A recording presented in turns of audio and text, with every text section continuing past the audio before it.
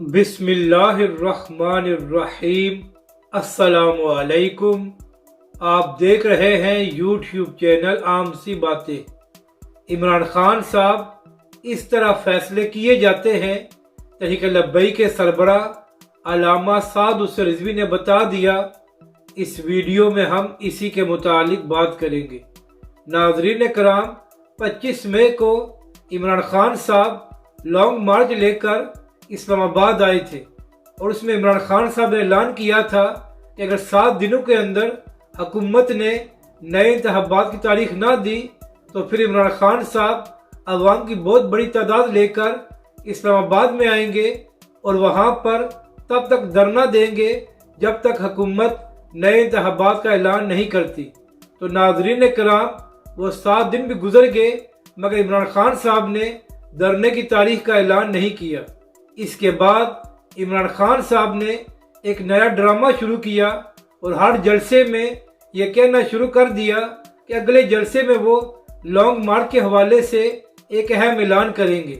تو ناظرین کرام، اب تک عمران خان صاحب 50 سے زائد جلسے کر چکے ہیں مگر عمران خان کی ہمت نہیں ہوئی کہ وہ لانگ مارچ کی تاریخ کا اعلان کر سکے، جبکہ دوسری جانب رانا ثناءاللہ نے یہ بیان دیا ہوا ہے کہ جب بھی پی ٹی آئی کے لوگوں نے لانگ مارچ کی تاریخ کا اعلان کیا اور یہ لوگ اسلام آباد میں آئے تو حکومت ان کے ساتھ سختی سے نپٹے گی۔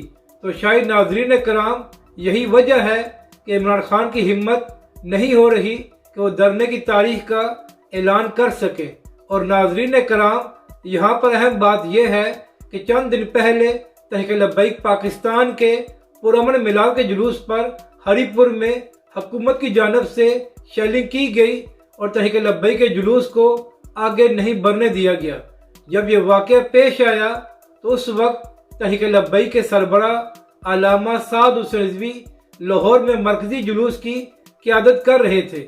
تو جب تحریک لبیک کے سربراہ تک یہ خبر پہنچی تو اسی جلوس میں تحریک لبیک کے سربراہ علامہ سعد حسین رضوی نے یہ اعلان کیا کہ 16 اکتوبر کو تحریک لبیک پاکستان دوبارہ ہری پور حویلیہ میں جلوس نکالے گی، اور یہ جلوس اسی روٹ پر جائے گا جہاں پر آج جا رہا تھا اور پولیس نے روکا ہے۔